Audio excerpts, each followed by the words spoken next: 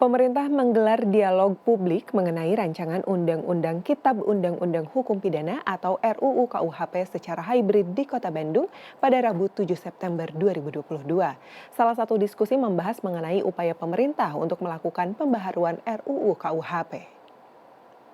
Yang ketika itu dirumuskan oleh Napoleon. Salah satu pembicara dalam dialog publik yakni Wakil Menteri Hukum dan Hak Asasi Manusia Edward Omar Syarif mengatakan bahwa KUHP yang saat ini berlaku di Indonesia sudah ketinggalan zaman sehingga diperlukan pembaharuan. Menurutnya saat ini ada 5 misi dalam RUU KUHP.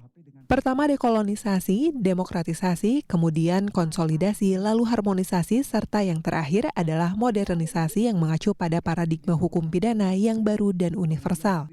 Edward menambahkan ada sejumlah tantangan yang dialami saat pemerintah menyusun RUU KUHP.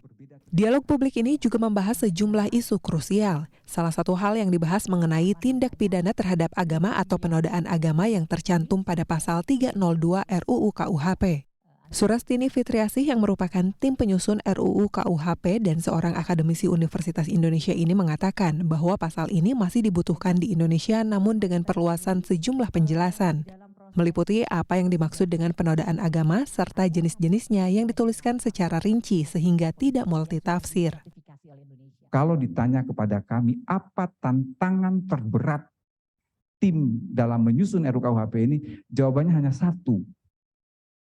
Mencoba mencari titik tengah, mencoba mengecilkan perbedaan di antara keanekaragaman usulan, keanekaragaman masukan maupun keanekaragaman aspirasi yang ada. Tidak mudah bagi kami ketika menyusun RUU KUHP.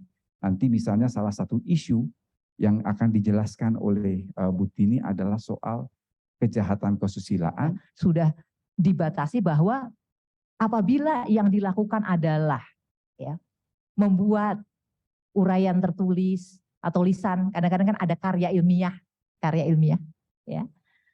yang bersifat objektif disertai dengan penjelasan dan upaya untuk menghindari kata-kata yang bersifat pemusuhan atau penghinaan itu bukanlah tindak pidana, artinya tidak bisa dijerat dengan pasal 302 RUU KUHP ini. Tim Liputan Transmedia. Dan juga